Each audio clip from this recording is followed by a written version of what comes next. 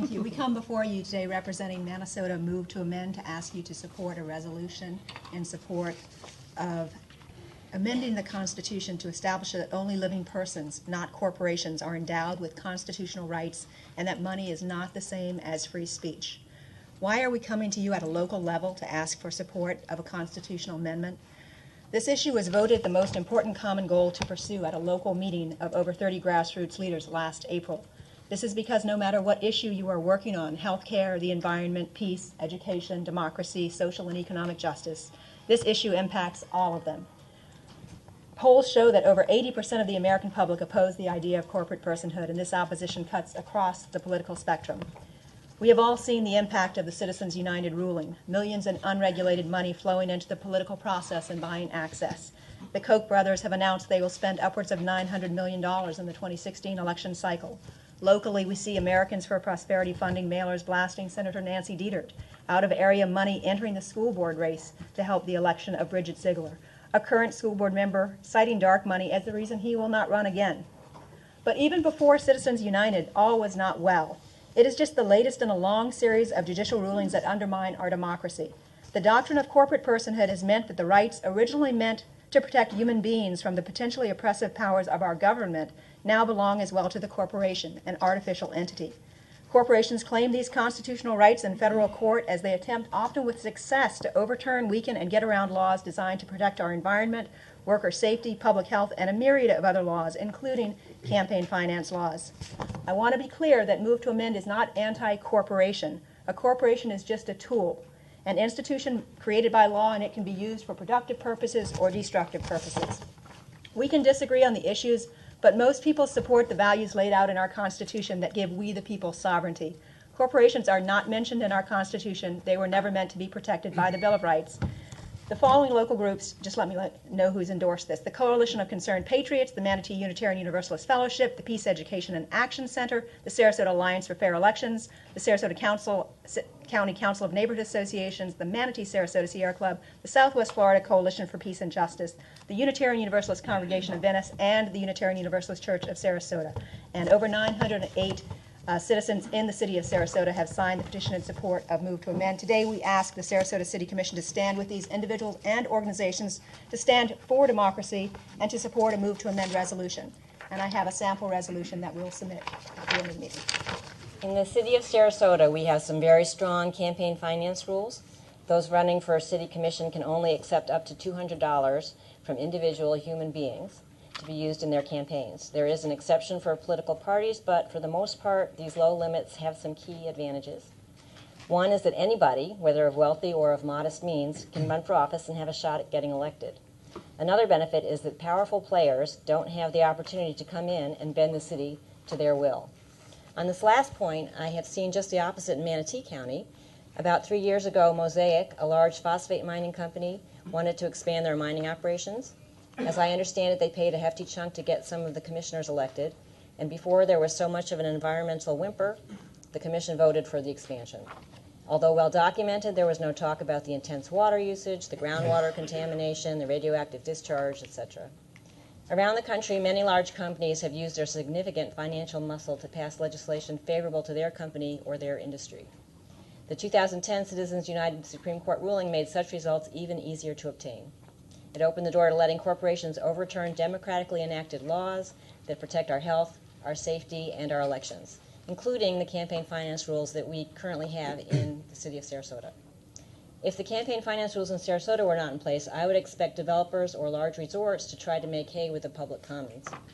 Several years ago, the Ritz-Carlton was looking to use part of the public beach to rent kayaks for their private use of their patrons.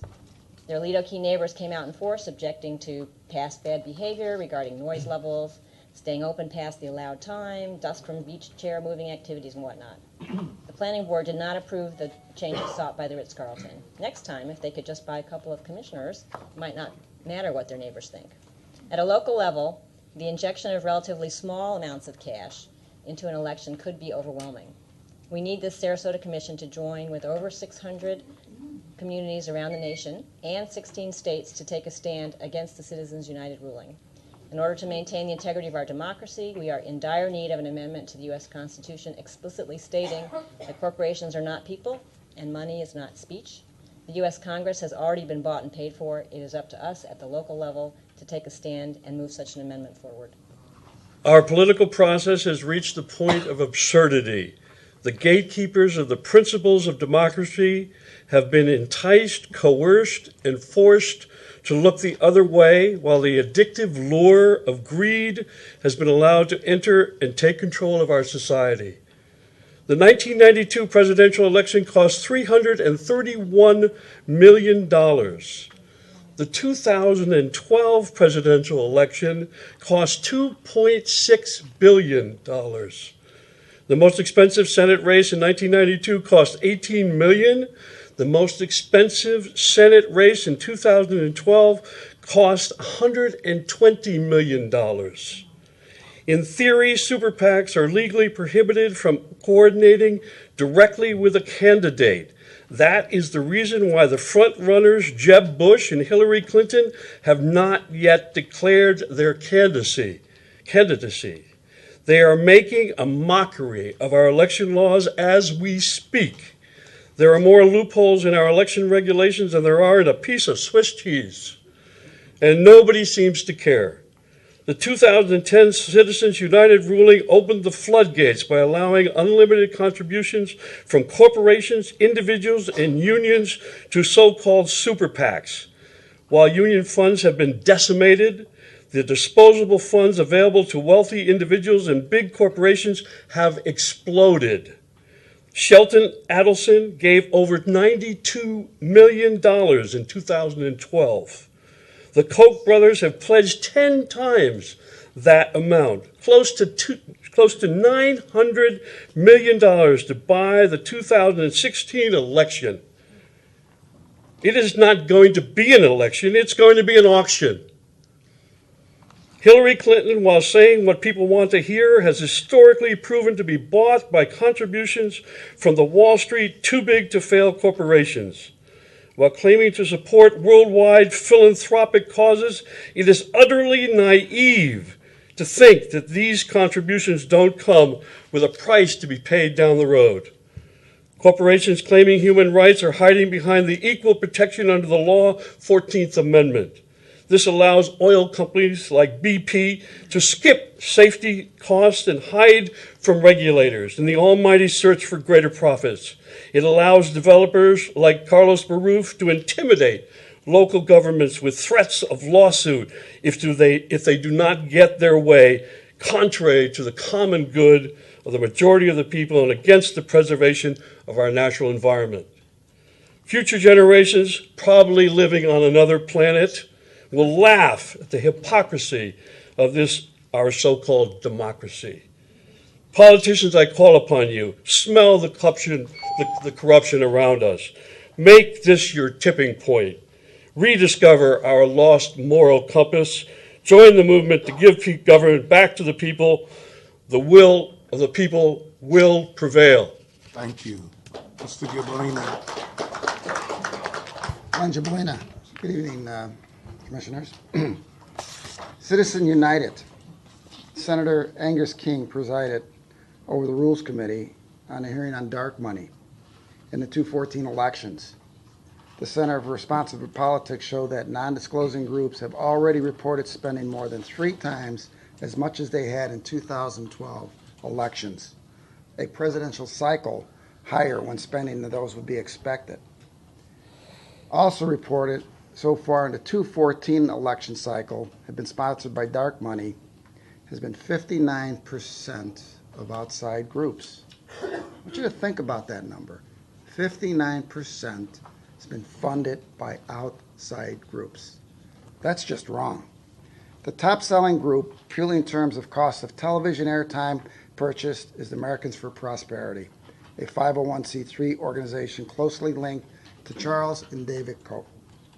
It has spent estimated $9 million to run its ads. AFP has publicly stated it has spent more than $30 million in the cycle so far, which includes production costs, non-television ads, and other expenses. They're not the only ones. You know, it's unions, Chamber of Commerce's, and others. It really does not matter about the party affiliation. Democrat, Republicans, Libertarians, It doesn't matter. Overall, nonprofits in the election have spent $89.2 million on undisclosed issues, advocacy, and $52 million on electoral efforts disclosed by the FFC. 2015, unfortunately, will be a record year. Isn't it time to say enough is enough with the dark money? We are asking for this commission to side with the American people and repeal Citizens United for the following reasons. Anti-ethical nature to the democratic process. Corporations are not people. They have to have a belly button, is the way I look at it. Elections should not be auctions, and we refuse to let our democracy be put up for sale. Corporations should not be allowed to spend money on campaigns which should be publicly financed with modest spending. We the people make up the government, and without your voice, government will keep its downward trend of speaking only for the highest bidder. Help remove dark money from political campaigns, and we have had it. Enough is enough. And thank you for this time to listening to us. I hope you heard our message this evening. With this move to amend, we realize that it is largely symbolic, but this symbolism is very important. Every single corporation that is operating in the world has their symbol, has a logo that represents it. Not every person does, unless you're Prince or Jesus. So we can't think that these are real people. They don't have what people have. They don't have a heart. They don't know what it's like to fall in love. They don't have a mind. They can't think for themselves. They have to depend on us to move them because they're machinery. They don't have a body, a physical body, yet they have a ravenous appetite that forces them to use all of our natural energy, all of our time, so much to produce this thing called profit, which is another thing. It's really just another symbol that we use in this thing called money. And we give these things so much energy and so much respect and so much reverence, but they're not people. People have spirit. That's really the thing that makes it so different. When corporations were developed, it was for a temporary amount of time.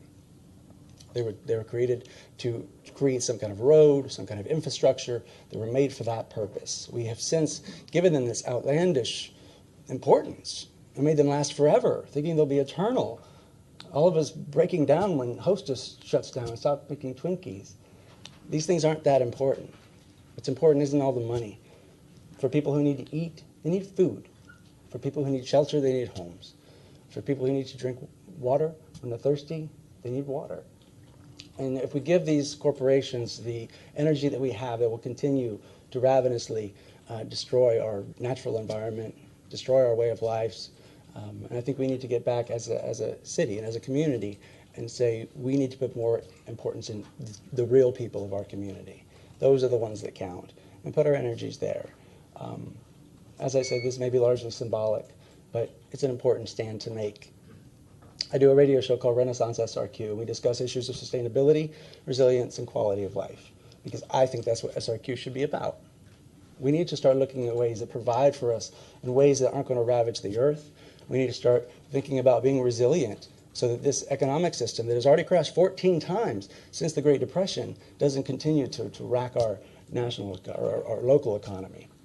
We need to think about our quality of life, because it's really not that important that these